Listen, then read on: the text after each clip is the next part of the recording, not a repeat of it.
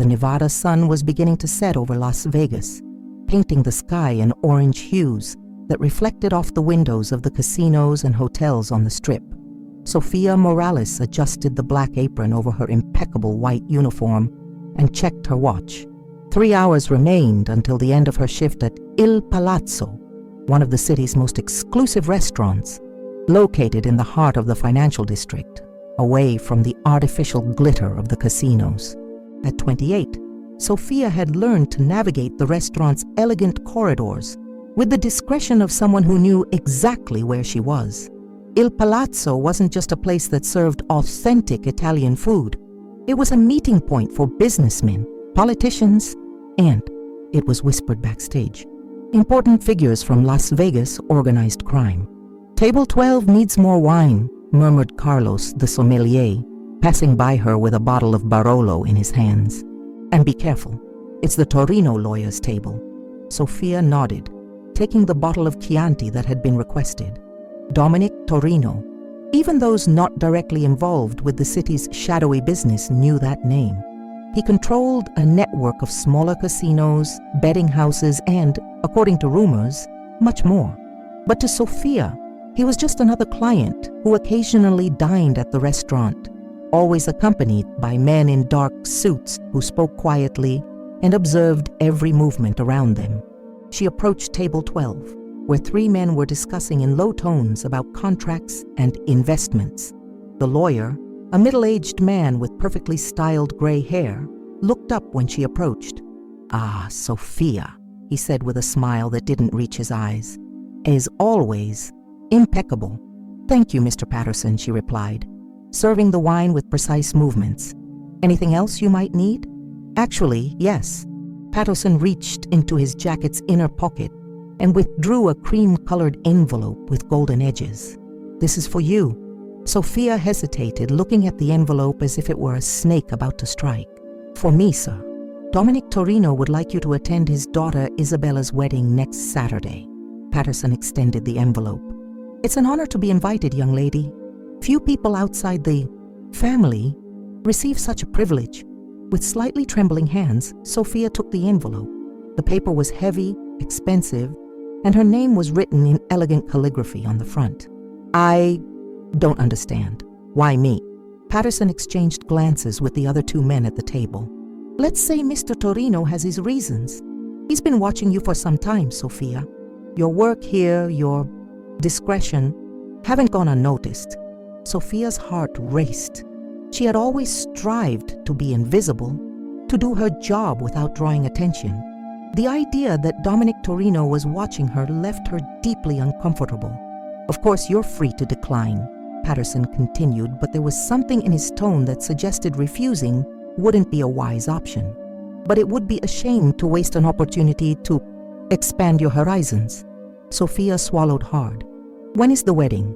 "Saturday at 6 in the evening. The ceremony will be at the Torino property in Summerlin. The details are in the invitation."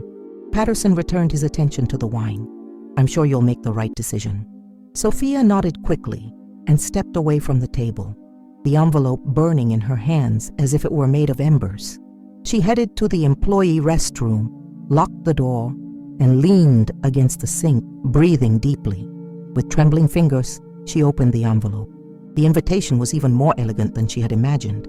Ivory paper with embossed golden letters announcing the wedding of Isabella Torino to Marco Benedetti. In the lower right corner, a handwritten note. "Your presence would honor our family. D.T." Sofia closed her eyes, trying to process what was happening.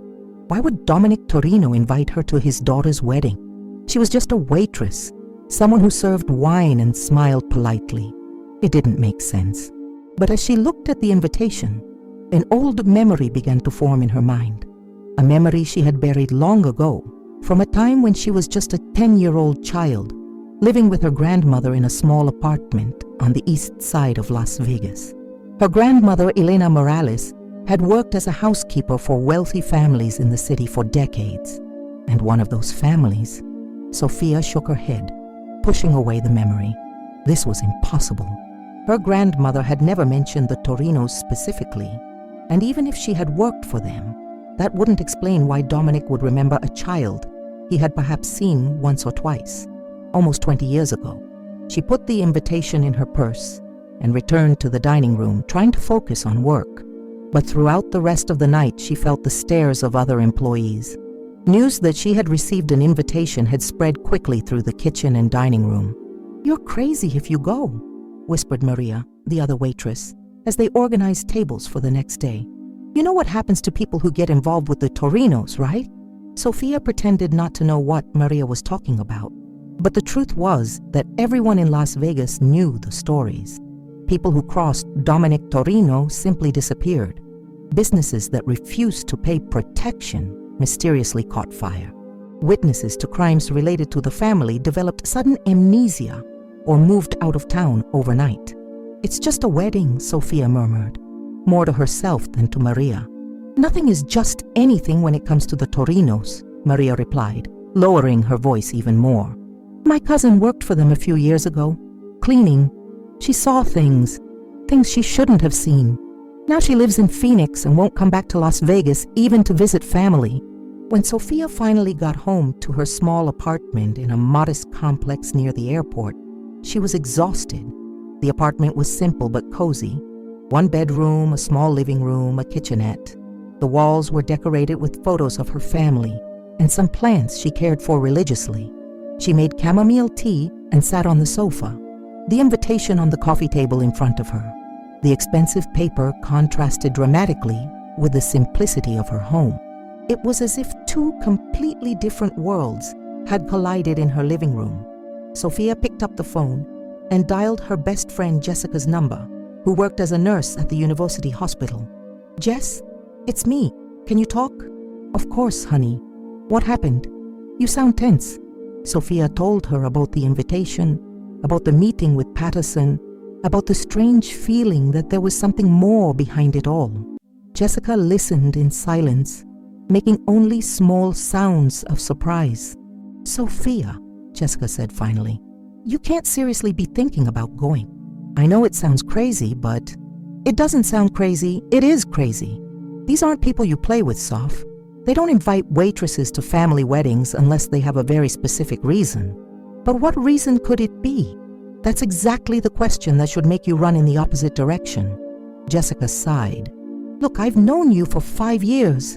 You're the most careful person I know. You check the locks 3 times before sleeping. You never walk alone at night. You avoid any kind of trouble. Why are you even considering this?" Sophia was silent for a long moment. Why was she considering it? There was something about the invitation, about the way Patterson had spoken, that awakened a curiosity she couldn't ignore. And there was that persistent memory, that feeling that there was a connection she couldn't identify. "Maybe it's because I need to know," she said finally. "Maybe it's because for the first time in my life someone noticed me. Not as a waitress, not as someone who serves food and disappears. Someone saw me. Sophia, I know you're worried. I am too. But what if this is an opportunity? What if it's a chance for, I don't know, something more?" Jessica sighed again. "Promise me you'll think carefully before making a decision? Promise me you won't do anything impulsive?" "I promise."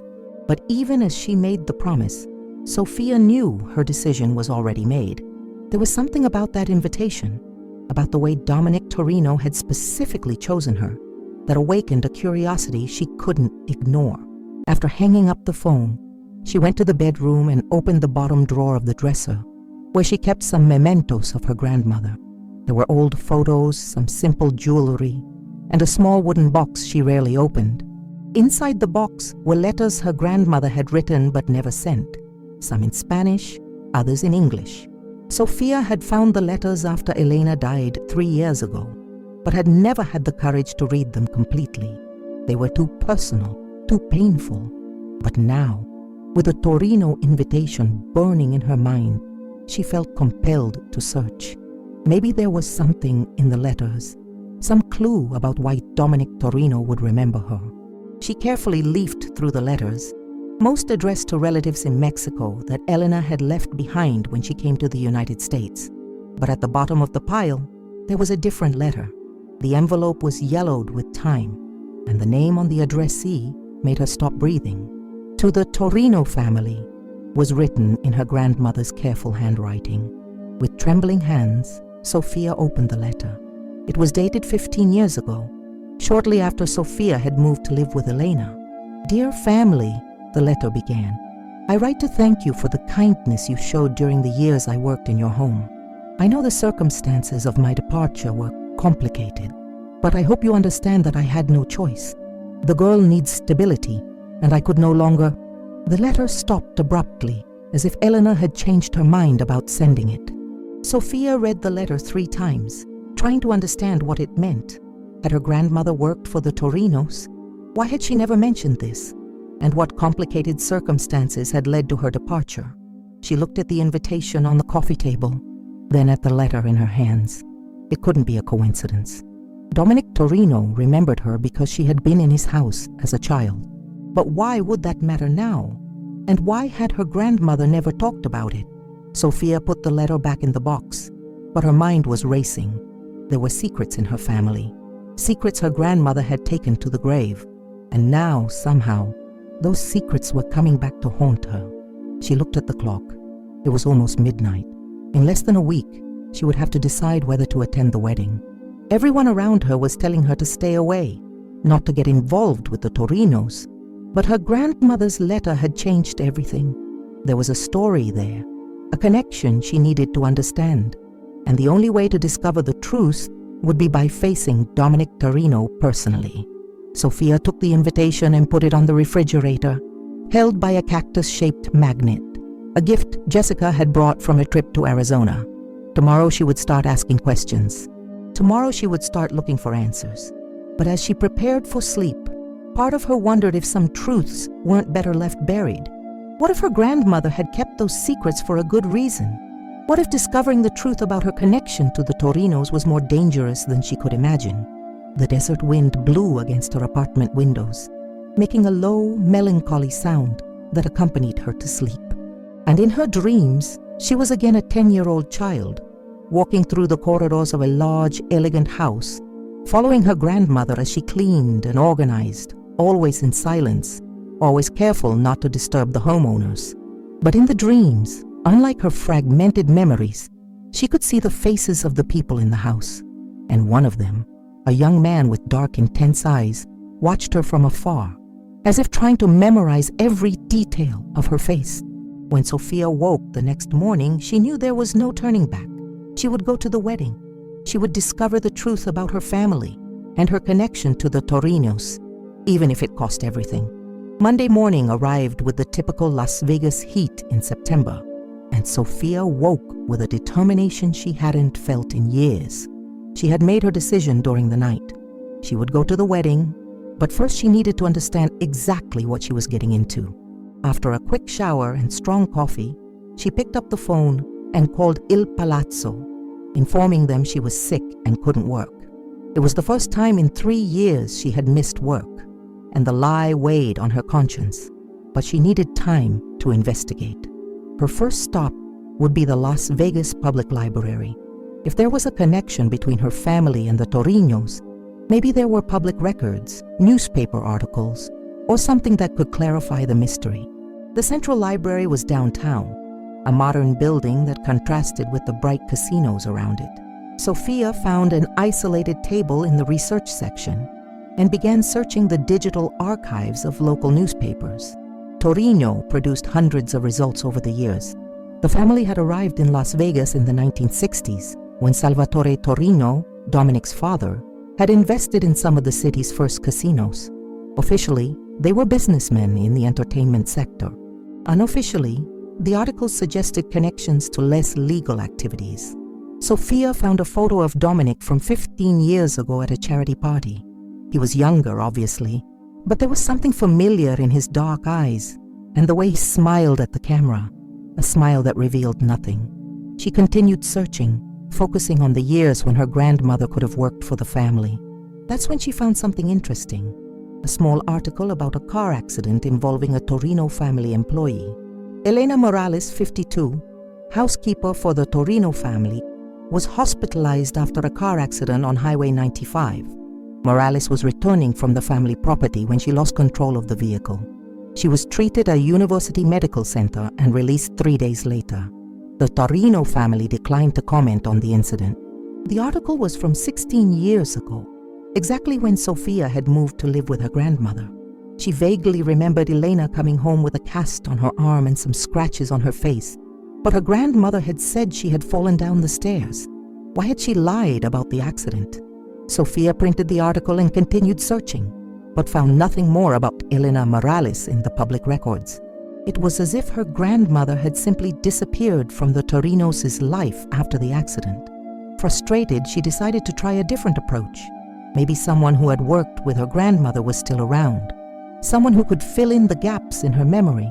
She remembered Elena mentioning a friend named Rosa, who also worked as a housekeeper for wealthy families.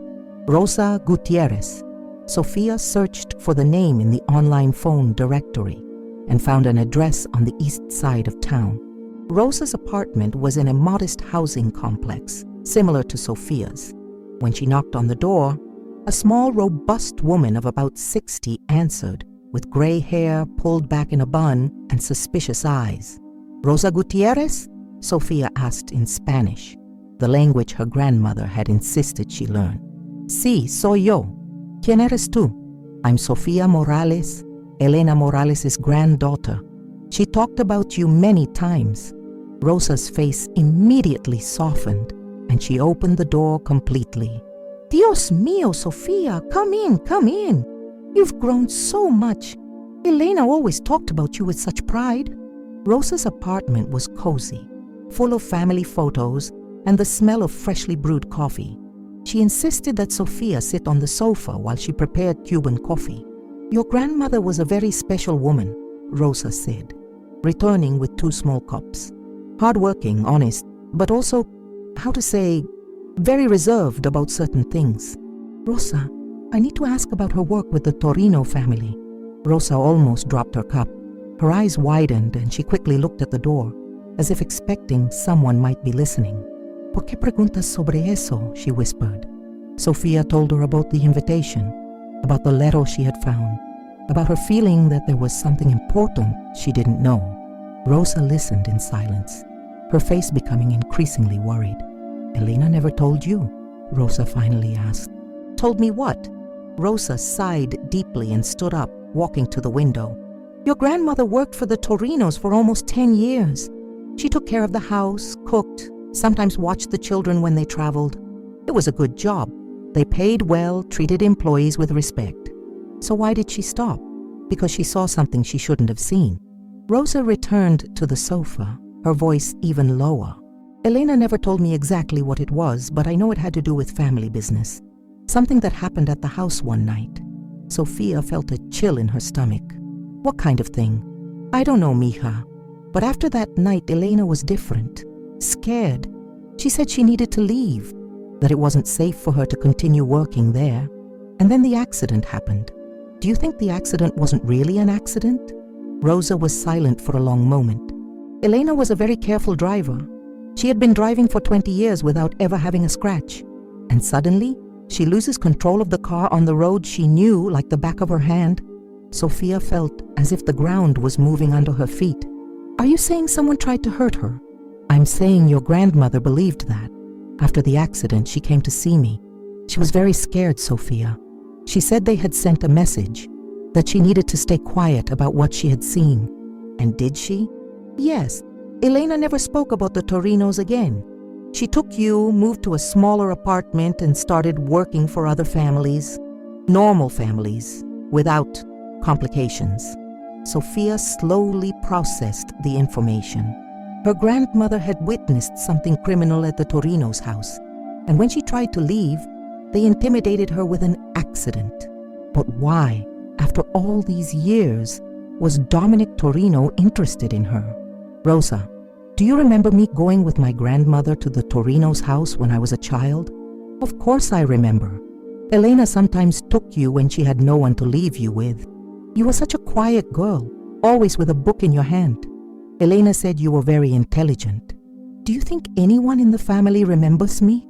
Rosa studied her carefully. "Sophia, why are you asking these questions? What happened?" Sophia showed Rosa the invitation, who turned pale reading it. "Dios mío," Rosa whispered. "You can't go to this wedding, Sophia. You can't get involved with these people. But why would they invite me? There has to be a reason." "The reason doesn't matter. What matters is that you stay away from them." Rosa held Sophia's hands. "Your grandmother gave her life to protect you from this family. She worked worse jobs for less money, just to make sure you both stayed away from the Torinos. You can't throw that away." Sophia knew Rosa was right, but there was something inside her that couldn't let it go. Maybe it was curiosity. Maybe it was the need to fully understand the sacrifice her grandmother had made. Or maybe it was something deeper, a feeling that her life had been shaped by secrets she deserved to know. "Rosa, do you know what my grandmother saw that night?" Rosa hesitated. "Elena told me some things, but they're dangerous things to know, mija. Please, I need to understand." Rosa sighed and looked at the door again. There was a meeting at the house that night. Important men, not just from the family, but from other organizations. Elena was working late, serving drinks, cleaning. She said she heard discussions about territory, about someone who was causing problems. And then she saw them bringing someone to the house. A young man, very hurt, very scared. Elena said she recognized him. He was the son of a downtown merchant, someone who owed money to the Torinos. Sophia felt nauseous. What happened to him? Rosa shook her head sadly. Elena didn't stay to see. She knew she had seen too much, so she tried to leave discreetly. But Dominic saw her leaving. He didn't say anything that night, but Elena knew that he knew. And the young man? Rosa shook her head sadly. He disappeared. His family said he had run away to another state, but Elena didn't believe that. Sophia was silent, absorbing the information. Her grandmother had witnessed what was probably a murder and had spent the rest of her life afraid that the Torinos would come after her. "Rosa, do you think Dominic Torino invited me because he knows my grandmother saw what happened that night?" "I don't know, Mika, but I know you shouldn't go find out." Sophia spent another hour with Rosa, listening to stories about her grandmother, about the difficult years after she left the Torinos, about how Elena had worked 2 jobs to ensure Sophia could go to college. When she finally left Rosa's apartment, Sophia was emotionally exhausted. She drove aimlessly through the streets of Las Vegas, trying to process everything she had discovered. Her grandmother had been a silent hero, protecting her from a dangerous world Sophia didn't even know existed. Elena had sacrificed a well-paying job and a more comfortable life to keep Sophia safe. And now, somehow, that world was pulling Sophia back. She stopped at a small cafe near her apartment and ordered a cappuccino, sitting at a corner table where she could think. The invitation was in her purse, and she took it out, studying the elegant handwriting again. "Your presence would honor our family. DT." What kind of honor did Dominic Torino expect from a waitress? And why now, after all these years? Sophia thought about her grandmother's unfinished letter, about the words regarding complicated circumstances, and the need to give stability to the girl. Elena had tried to communicate with the Torinos after leaving, but had changed her mind. Maybe she had tried to negotiate. Maybe she had tried to ensure they would leave Sophia alone in exchange for her silence. And maybe, now that Elena was dead, Dominic Torino wanted to make sure Sophia didn't know anything. Or maybe he wanted to find out exactly what Elena had told her. The invitation wasn't an honor, it was a test. Sophia finished her coffee and went home, her mind working furiously. She had 3 options: ignore the invitation and hope the Torinos would leave her alone, flee Las Vegas like Maria's cousin had done, or go to the wedding and face the situation head-on. The first option was the safest, but Sophia knew she would always wonder, what if? The second option meant abandoning the life she had built, the job she loved, the friends she had made. The third option was the most dangerous, but also the only one that would give her answers. When she got home, there was a message on the answering machine. It was from Patterson, the lawyer. "Miss Morales, I hope you're seriously considering Mr. Torino's invitation. He would be very disappointed if you didn't attend. I'm sure you understand the importance of not disappointing important people. Good afternoon. The message confirmed her suspicions. It wasn't really an invitation. It was a summons. Sophia sat on the sofa and picked up the phone, dialing Jessica's number. Jess, it's me again. Can you come here? I discovered some things and I need to talk to someone. Of course, honey. I'm leaving the hospital now. I'll be there in 20 minutes. While waiting for Jessica, Sophia organized everything she had discovered. The article about the accident, Rosa's information, her grandmother's letter, Patterson's threatening message. When Jessica arrived, Sophia told her everything, watching her friend's face become increasingly worried. Sophia, you need to go to the police, Jessica said when she finished. And say what? That I received a wedding invitation and I'm paranoid? That my grandmother may have witnessed a crime 15 years ago? But I have no proof. That I think a lawyer subtly threatened me. You have the article about the accident. You have Rosa's testimony. Rosa will never talk to the police, Jess. She's too scared. And the article only proves my grandmother had an accident, not that it was intentional. Jessica sighed. So what are you going to do? Sophia looked at the invitation on the table. I'm going to the wedding. Sophia, no! Jess, they already know where I live, where I work. If they wanted to hurt me, they would have done it already. They want something from me, and the only way to find out what is by going there. What if it's a trap? Then at least I'll know the truth before anything that might happen. Jessica held Sophia's hands. Are you sure about this? Sophia thought about her grandmother, about all the sacrifices Elena had made, about all the secrets she had kept. My grandmother spent 15 years looking over her shoulder, Jess. She died without ever feeling really safe. I don't want to live like that. Then at least promise me you'll be careful. Promise me you'll call me as soon as you leave there. I promise. But even as she made the promise, Sophia knew she was about to enter a world from which she might not be able to escape. A world her grandmother had desperately tried to keep her away from. She looked out the window at the Las Vegas lights beginning to turn on in the growing darkness. In 5 days, she would be at the Torino property, face to face with the man who had haunted her grandmother's nightmares. And finally, she would discover why Dominic Torino had waited all these years to call her back. The following days passed in a haze of anxiety and preparation. Sophia returned to work on Tuesday, trying to maintain an appearance of normalcy, but she felt the curious and worried looks from colleagues. News about the invitation had spread through the restaurant like wildfire. Are you really going? Asked Carlos, the sommelier, as they organized glasses for the evening service. I'm still deciding, Sophia lied, polishing a crystal glass with more force than necessary. My aunt worked for a family like that in Los Angeles. Carlos continued, lowering his voice. She said that when you enter that world, even as a guest, you never come out completely clean. Sophia nodded vaguely, but her mind was elsewhere. She had spent the last few nights researching everything she could about the Torino family, about Isabella, the bride, and about Marco Benedetti, the groom. Isabella Torino was 25 years old and had studied art in Europe. Her photos on social media showed an elegant and sophisticated young woman, always at charity events or gallery openings. There was nothing in her online presence that suggested the dark side of the family business. Marco Benedetti was more interesting. Son of a family of builders from Los Angeles, he had moved to Las Vegas 2 years ago to expand the family business.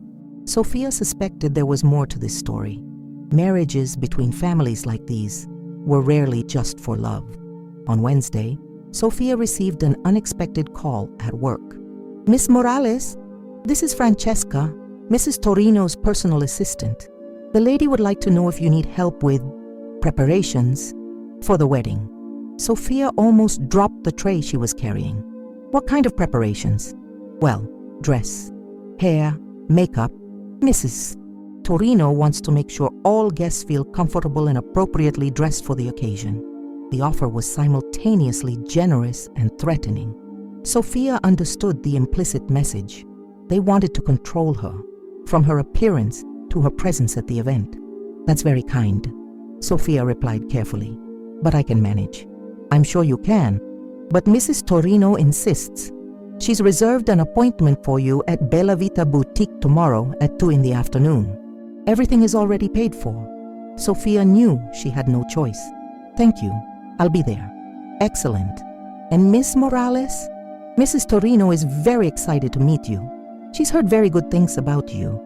The call ended, leaving Sophia with more questions than answers. How had Isabella's mother heard good things about a waitress she had never met? On Thursday, Sophia headed to Bella Vita Boutique, located in a luxury mall in Summerlin. The store was exactly what she expected: elegant, expensive, and intimidating. A blonde, middle-aged woman greeted her with a professional smile. "You must be Sophia. I'm Margaret, the owner. Mrs. Torino told me all about you." "All about me," Sophia repeated, confused. "Well, that you're a very special young woman to the family, and that we want to make sure you feel absolutely stunning at the wedding." Margaret led her to a private area of the store. "I've already selected some options that I think will look perfect on you." The dresses were beautiful. Silk, satin, elegant cuts that cost more than Sophia earned in 3 months. But there was something disturbing about the whole situation. Why was the Torino family spending so much money on her? "This one here," Margaret said, holding up a navy blue silk dress, "would be perfect. Elegant but not too flashy. Appropriate for someone in your position." Sophia tried on the dress and had to admit it looked beautiful. The cut flattered her figure without being provocative, and the color complemented her skin tone. "Mrs. Torino has very good taste," Margaret commented while adjusting the dress. "She chose this one personally for you." "She chose me a dress? But how does she know my size?" Margaret seemed to realize she had said too much. "Oh, well, she estimated. She has a very good eye for these things." Sophia felt a chill. How could Lucia Torino have estimated her size without ever having seen her? Unless she had seen Sophia before, or had information about her that Sophia didn't know existed. After the boutique, Sophia went to the beauty salon that Margaret had recommended. There, a hairstylist named Sophia, the name coincidence didn't go unnoticed, received her with the same kind of strange familiarity. "Mrs. Torino said you have beautiful hair," Sophia commented, running her fingers through Sophia's brown hair. She suggested an elegant hairstyle, but not too elaborate, something that highlights your eyes. Again, Sophia wondered how Lucia Torino knew anything about her hair or her eyes. While Sophia worked, Sophia tried to get more information. "Do you know the Torino family well?" "Oh, yes. I've worked for them for years. They're very specific about how they want things done." "Specific how?" Sophia hesitated. "Well, they pay attention to details. They know what they want and expect it to be done exactly as they ask. And if it's not?" Sophia stopped combing for a moment. "Let's say it's better to do things their way." When Sophia left the salon, she was beautiful, but also deeply disturbed. The Torino family was orchestrating every aspect of her appearance at the wedding, as if she were a piece in a game she didn't understand. That night, she called Jessica. "They're preparing me like I'm a doll," Sophia said, telling her about the day. "Jess, I think they know much more about me than I thought." "What do you mean?" "Isabella's mother chose my dress without ever having seen me. She knew my size, knew what I looked like. How is that possible?" Jessica was silent for a moment. "Sophia, do you think they've been watching you longer than you imagine?" The question echoed the fears Sophia had been trying to ignore. "I don't know, but I'm starting to think this invitation has nothing to do with Isabella's wedding." "Then why are you still going?" Sophia looked at the dress hanging in her closet, at the shoes Margaret had insisted she take, at the small evening bag that completed the ensemble. "Because if I don't go, I'll spend the rest of my life wondering. And because, Jess, I think they're going to continue being part of my life, whether I want it or not. At least this way I can try to understand what they want." On Friday, Sophia worked her last shift before the wedding. The restaurant was busier than normal, and she kept busy, trying not to think about what would happen the next day. It was during the dinner break that she noticed a man sitting alone at table 15, watching her. He was young, maybe in his early 30s, with dark hair and eyes that seemed familiar. When their gazes met, he smiled and gestured for her to approach. "Are you Sofia Morales?" he asked when she reached the table. "Yes. Can I help you with something?" "I'm Anthony Torino, Isabella's cousin. I heard you're going to the wedding tomorrow." Sofia felt as if the ground had disappeared under her feet. A member of the Torino family was at her workplace, talking to her openly. "Yes, I received an invitation," she managed to say. Anthony smiled, but there was something in his eyes that made her uncomfortable. "That's good. Isabella is very excited to meet you. In fact, the whole family is." "Why?" "Because you're special to us, Sofia. More special than you imagine." He stood up, leaving enough money on the table to cover a meal he hadn't even ordered. "See you tomorrow," he said, lightly touching her arm before leaving. Sofia stood by the table, trembling. The conversation had confirmed her worst suspicions. The Torino family knew exactly who she was, and there was something about her they considered important. When she got home that night, there was another envelope waiting for her, slipped under the door. Inside was an elegant card with an address and detailed instructions about where to go the next day. But there was also a handwritten note. "Sofia, we're so happy you decided to join us. Your grandmother would be proud. Lucia Torino." Sofia read the note 3 times, her hands trembling. How did Lucia Torino know about her grandmother? And what did she mean by, "Your grandmother would be proud"? She picked up the phone and called Rosa. "Rosa, it's Sofia. I need to ask something. Do you remember Mrs. Torino, Dominic's wife?" "Lucia? Of course I remember. Why? How was she with my grandmother?" Rosa hesitated. "They had a strange relationship. Lucia was always kind to Elena, kinder than to other employees. Sometimes I thought there was something more there, some connection I didn't understand." "What kind of connection?" "I don't know, mija. But Lucia always asked about you. She wanted to know how you were doing in school, if you were happy. Elena thought it was strange, but never questioned it." Sofia felt like she was putting together a puzzle without having all the pieces. There was a story between her family and the Torinos that went beyond what Rosa or even her grandmother had understood. "Rosa, do you think it's possible that I'm more than just the granddaughter of a former employee to them?" "What do you mean?" "I don't know. But they're acting like I'm family, like I belong to them somehow." Rosa was silent for a long time. "Sofia, there are things about your family that your grandmother never told me. Things about your parents, about how you came to be with Elena. Maybe it's time you discovered the truth." After hanging up, Sofia sat on the sofa, looking at the dress she would wear the next day. She had thought she was going to the wedding to find out why the Torinos had invited her. But now she was beginning to suspect that the real question was, why had they waited so long to bring her back home? The word home scared her. Why had she thought of it that way? The Torino property wasn't her home. She didn't even know where it was until she received the instructions. But there was something in her mind, a vague memory of elegant corridors, of well-tended gardens, of a sense of belonging she had buried long ago. Sofia went to bed that night, knowing that the next day her life would change forever. She didn't know if it would be for better or worse, but she knew there was no turning back. As she tried to sleep, she thought about her grandmother, about all the secrets Elena had kept, about all the truths she had taken to the grave. "Forgive me, abuela," she whispered in the darkness, "but I need to know." And somewhere in the city, at the large property in Summerlin, Dominic Torino was awake too, looking out the window of his office, thinking about the young woman who would return to his house the next day. He had waited 15 years for this moment, 15 years since Elena Morales had taken Sofia away, promising never to reveal what she knew in exchange for the girl's safety. But Elena was dead now, and Sofia was an adult woman. It was time for her to know the truth about who she really was. It was time for her to know why her blood was so important to the Torino family. Saturday dawned with a clear blue sky over Las Vegas, not a single cloud to soften the desert heat. Sofia woke at 6 in the morning, well before the alarm, with her stomach churning with nervousness. She had slept poorly, tormented by fragmented dreams of dark corridors and voices whispering her name.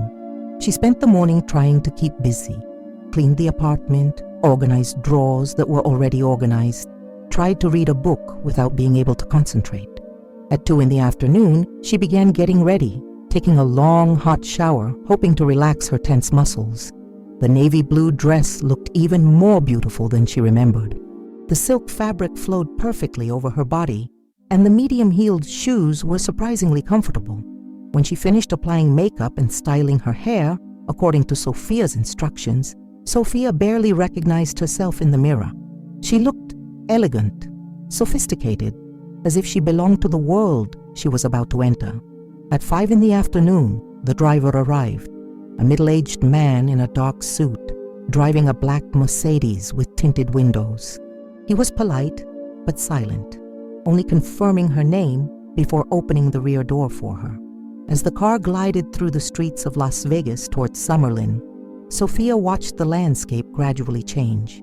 They left behind the casinos and hotels downtown, passed through middle-class residential neighborhoods, and entered the area where houses became increasingly larger and more spaced out. The Torino property was at the end of a dead-end street, protected by high wrought iron gates and stone walls. When the driver identified himself through the intercom, the gates opened silently, revealing an entrance lined with palm trees and meticulously maintained gardens.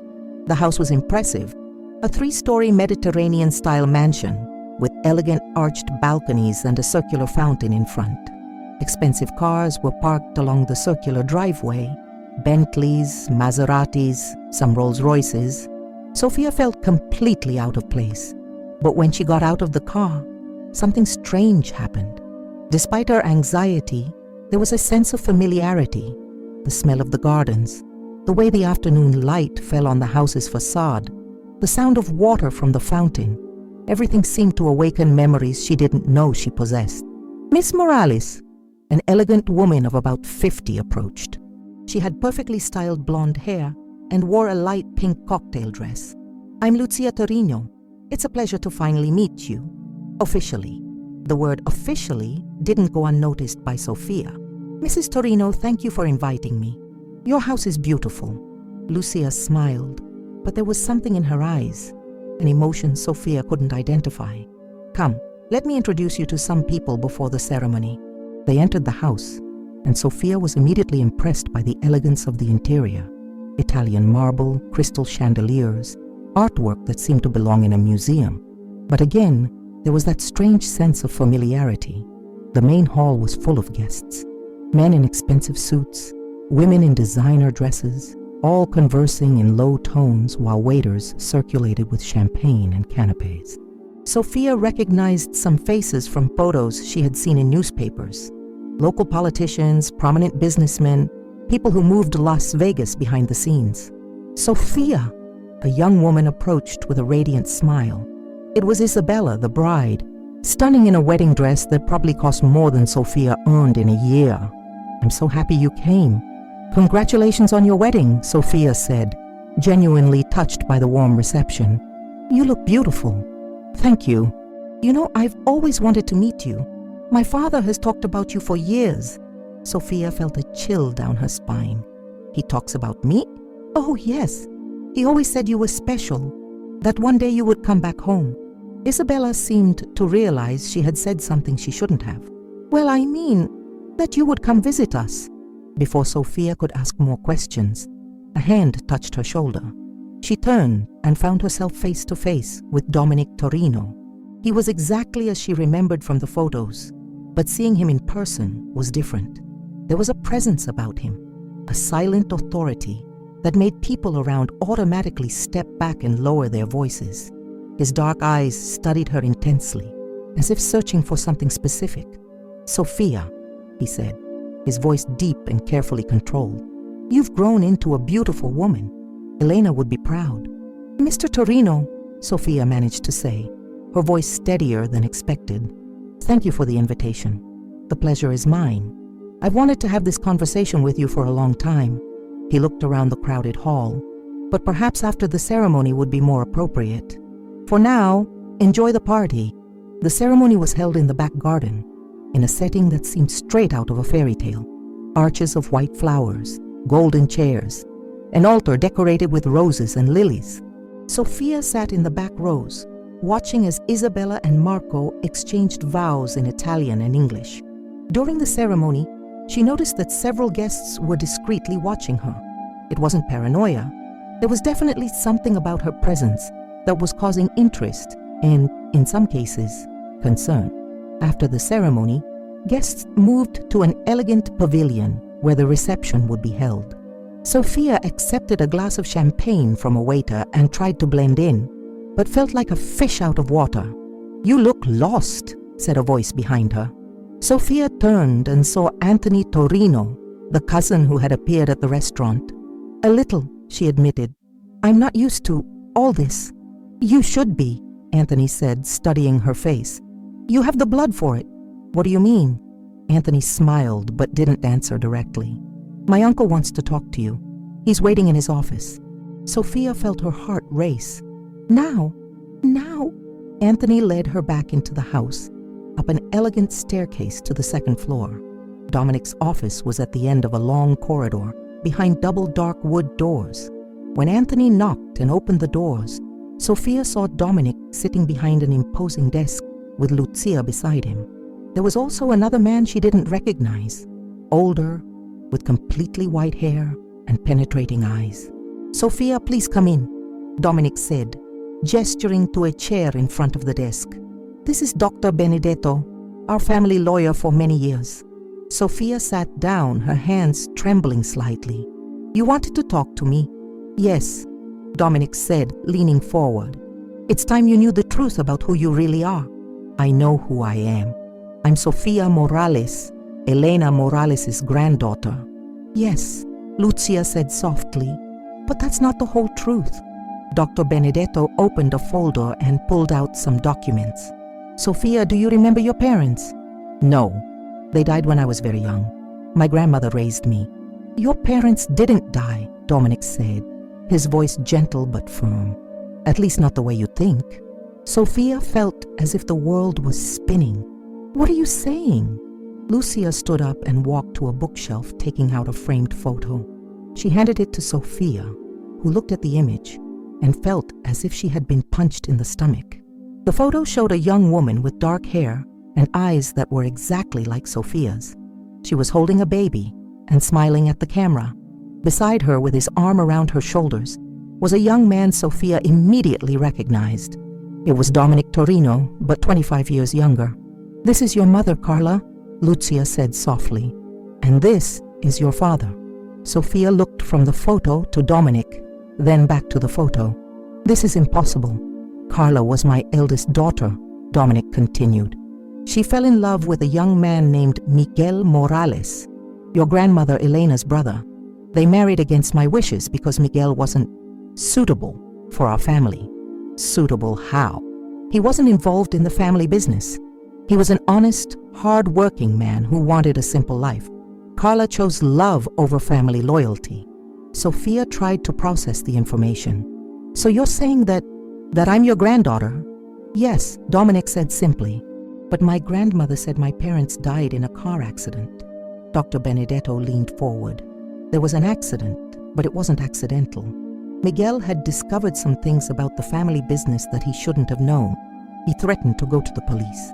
Sophia felt nauseous. "You killed them?" "No," Dominic said firmly. "I didn't kill my own daughter. But there were other people who didn't share my family feelings, who saw Miguel as a threat. The accident was organized by our rivals," Lucia explained, tears in her eyes. "They wanted to hit us where it hurt most. Carla and Miguel were returning from a trip when their car was forced off the road." "You were 2 years old," Dominic continued. "Elena was taking care of you that night. When we learned about the accident, I wanted to bring you home, raise you as my granddaughter. But Elena begged to stay with you." "Why?" "Because she knew that growing up in this family would be dangerous for you. She had seen what happened to Carla, how love for Miguel put her in danger. Elena wanted you to have a normal, safe life." Sophia looked at the photo again, studying her mother's face. There was an undeniable resemblance. The same eyes, the same jawline, even the way she smiled. "So why bring me back now?" "Because Elena died," Dr. Benedetto said, "and because there are things happening in our family Threats that require all Torinos to be united. What kind of threats? Dominic and Lucia exchanged glances. There's a territorial war beginning, Sophia. Other families are trying to take our business, our influence. They know about you now. They know you're my granddaughter. That makes you a target. A target for what? For kidnapping, blackmail, or worse, Dominic said grimly. They might try to use you against me. Sophia stood up abruptly, the chair scraping on the floor. This is crazy. I didn't ask for any of this. I don't want to be part of this family. You don't have a choice, Dominic said, his voice hardening. Blood cannot be denied, Sophia. You're a Torino whether you accept it or not. My grandmother protected me from you for a reason. Your grandmother protected you because you were a child, Lucia said, standing up too. But now you're an adult woman and you need to understand the reality of the situation. Sophia walked to the window, looking at the garden where the wedding party continued. Everything seemed surreal. People laughing and dancing while her entire life was being turned upside down. What do you want from me? She finally asked. We want you to come home, Dominic said. We want to protect you, teach you about your heritage, about who you really are. And if I refuse, then you'll be alone against very dangerous people, Dr. Benedetto said. People who won't hesitate to hurt you to get to us. Sophia turned to face them. You're blackmailing me. We're offering protection, Dominic corrected, and a chance to know your true family. Sophia looked at each of them, trying to process everything she had discovered. Her entire life had been a lie. Her parents hadn't died in an accident. They had been murdered. Her grandmother had lied to protect her, and now she discovered she was the granddaughter of one of the most powerful and dangerous men in Las Vegas. I need time to think, she said finally. Of course, Lucia said. But Sophia, you need to understand. Now that you know the truth, there's no going back. There are people who will want to know what you discovered here today. What people?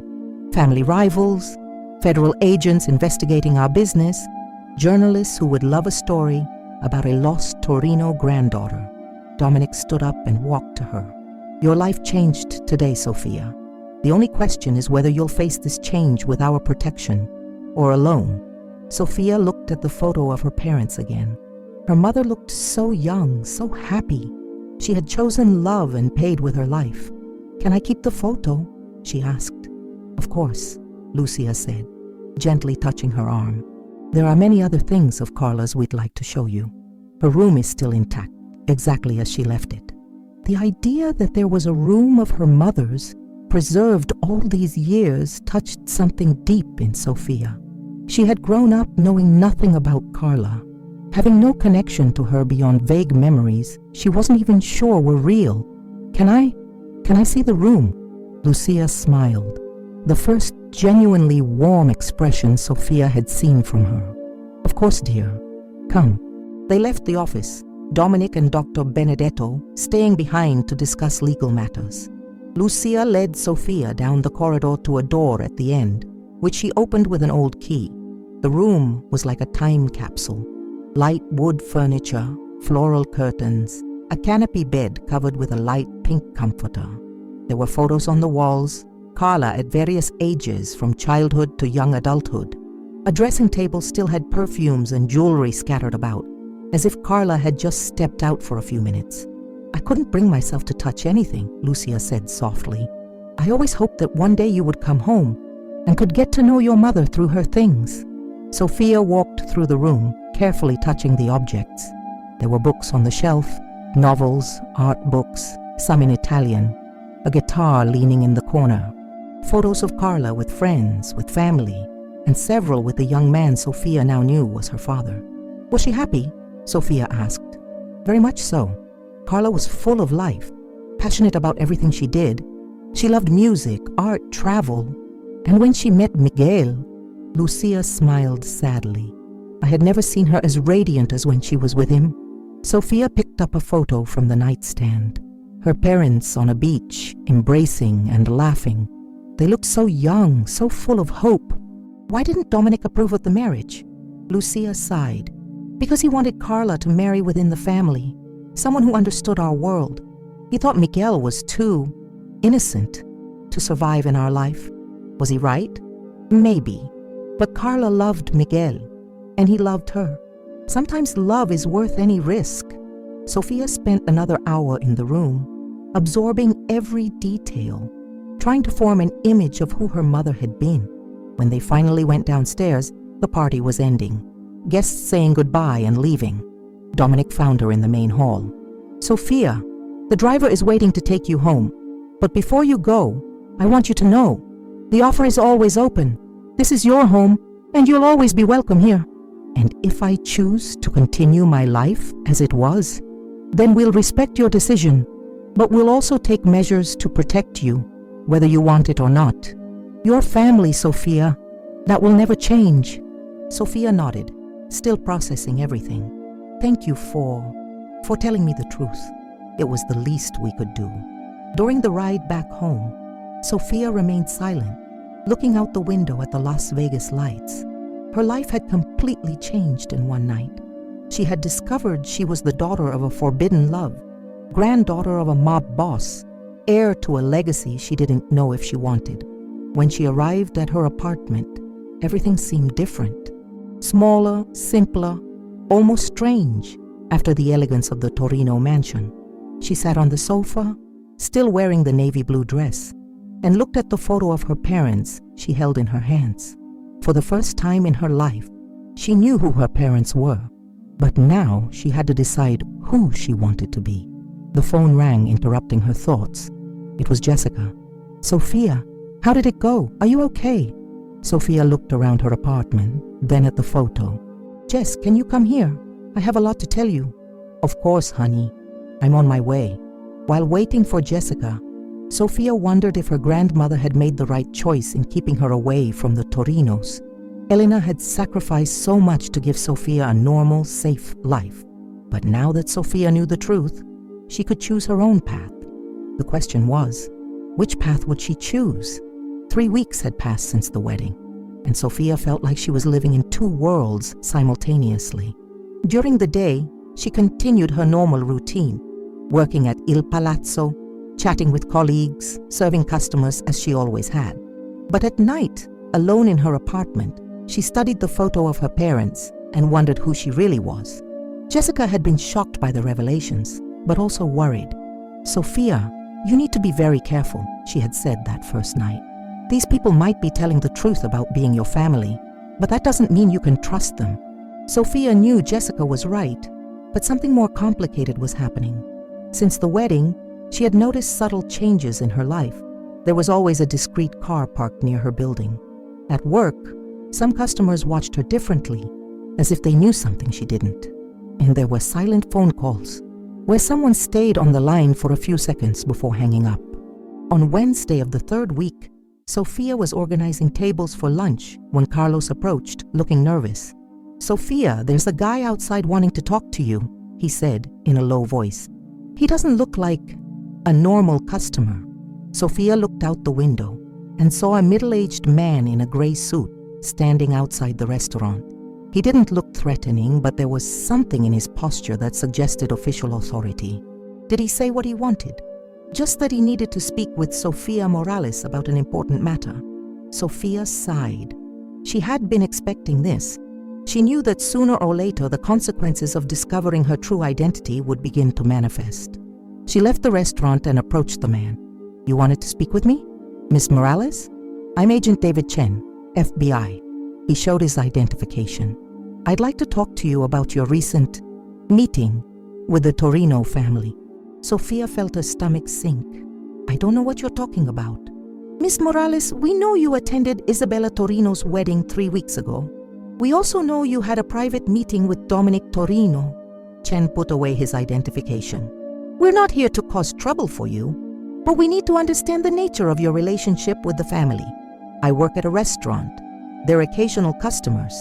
I received a wedding invitation and went out of politeness." Chen smiled, but there was no humor in his eyes. "Miss Morales, we've been investigating the Torino family for years. We know about money laundering, extortion, possible involvement in homicides. If you have information that could help us—" "I don't have information about anything," Sofia interrupted, "and I need to get back to work." Of course, but here's my card. Chen extended a business card. If you change your mind, or if anyone from the family tries to pressure you in any way, call me. We can protect you. Sophia took the card.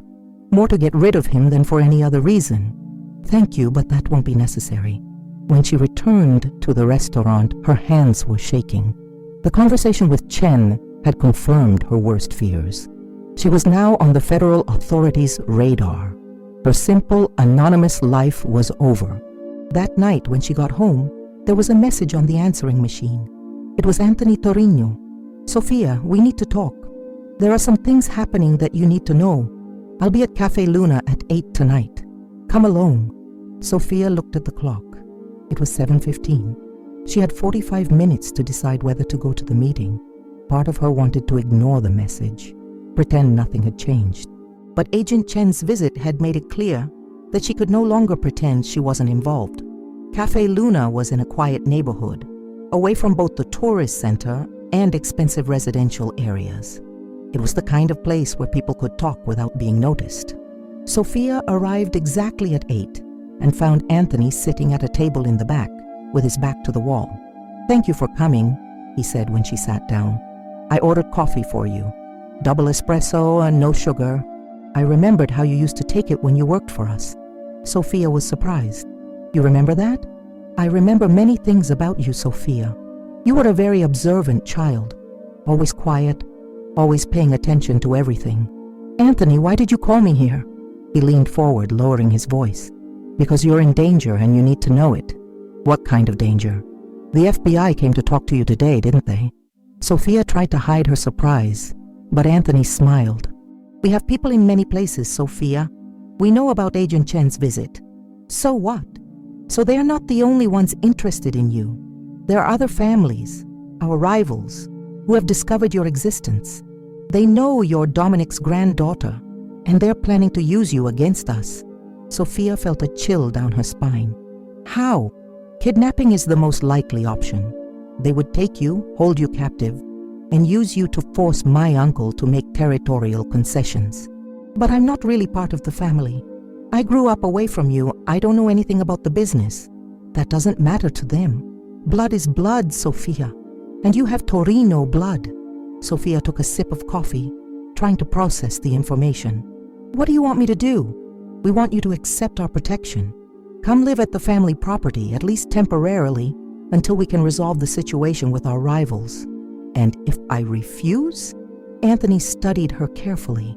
"Then we'll do what we can to protect you from a distance. But I can't guarantee it will be enough." Sophia was silent for a long moment. "Anthony, can I ask something? Why did you really bring me back? I don't believe it's just for family protection." Anthony smiled, but there was sadness in his eyes. "Do you want the honest truth?" "Yes. My uncle is getting old, Sophia. He's 68, has heart problems, and is thinking about retiring. Isabella got married and moved to Los Angeles with Marco. My cousins and I are involved in the business, but none of us has the presence necessary to lead the family. And you think I do? You have the right blood, and more importantly, you have the intelligence. My uncle saw that in you when you were a child, and he sees it now. You observe, analyze, think before acting. Those are rare qualities in our family." Sophia almost laughed. "You want me to become a mob boss? We want you to consider learning about the family business." "Not all the business," Anthony added quickly. "We have many legitimate investments. Casinos, restaurants, construction. You could start with those." "And the illegal business?" Anthony hesitated. "Those could be gradually eliminated.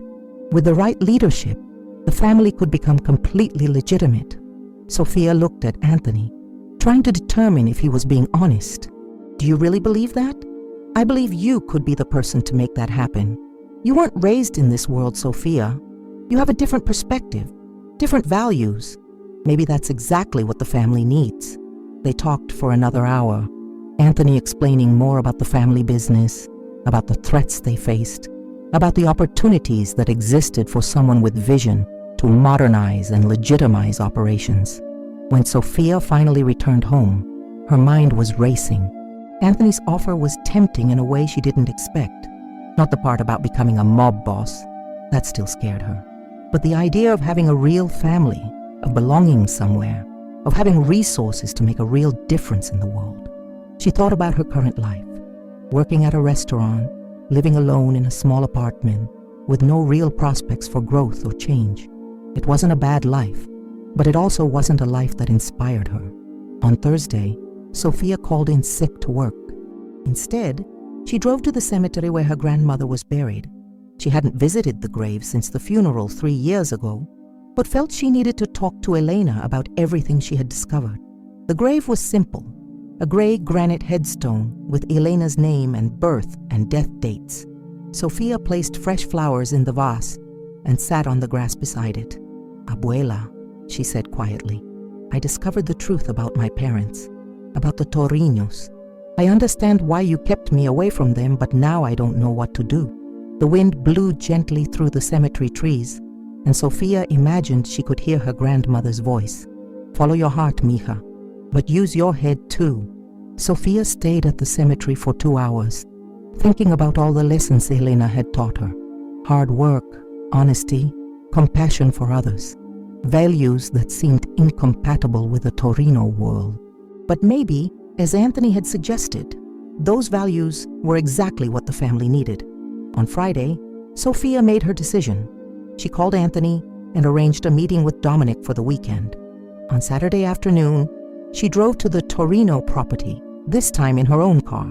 The gates opened automatically when she approached, and she parked in front of the house. Dominic received her personally, wearing casual clothes, khaki pants and a blue polo shirt.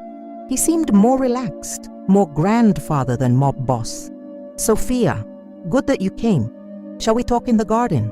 They walked to a patio behind the house, where a table was set with coffee and pastries. It was a peaceful setting, with a view of the mountains in the distance. "Dominic," Sophia said, using his first name for the first time, "I want to make a deal with you." He raised an eyebrow. "What kind of deal?"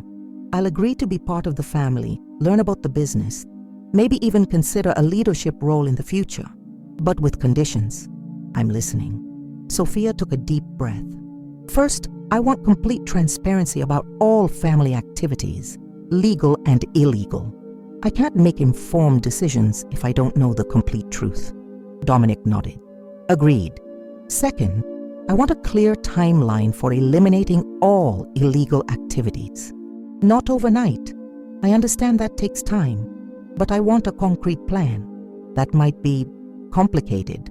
There are obligations, territories, agreements that can't simply be cancelled. Then we find creative ways to honor those commitments while transitioning to legitimate operations." Dominic smiled. "You really thought this through, didn't you?" "I did. And there's a third condition." "What?" "I want you to tell me exactly what happened to my parents. The whole truth, not just the edited version you gave me at the wedding." Dominic's smile disappeared. "Sophia, there are some truths that are painful to hear. I need to know. If I'm going to be part of this family, I need to fully understand what that means." Dominic was silent for a long moment, looking at the mountains. "Very well, but let's go inside. This conversation requires privacy." They returned to Dominic's office, where he closed the doors and poured himself a whiskey before beginning to speak. "Your parents were killed on the orders of Vincent Castellano, head of a rival family from Los Angeles. But they weren't killed by accident or as part of a territorial war." Sophia felt her stomach contract. "Why then?" "Because Miguel had discovered something about our business that Castellano wanted to use against us. Information about transport routes, about corrupt officials who worked with us, about offshore bank accounts." "How did he discover these things?" Dominic hesitated. "Because Carla had told him. My daughter, she was trying to convince Miguel to leave Las Vegas, to start a new life somewhere else. She thought that if he knew how dangerous our world was, he would agree to leave." Sophia felt tears burning her eyes. "So she put them in danger trying to protect them." "Yes. And when Castellano discovered that Miguel had this information, he saw an opportunity. He kidnapped your parents and tried to force them to hand over everything they knew." "And they refused?" "Miguel refused. He said he would rather die than betray his wife's family. Even if that family didn't want him. Dominic paused to take another sip of whiskey. Castellano killed Carla in front of Miguel to make him talk. When that didn't work, he killed Miguel too.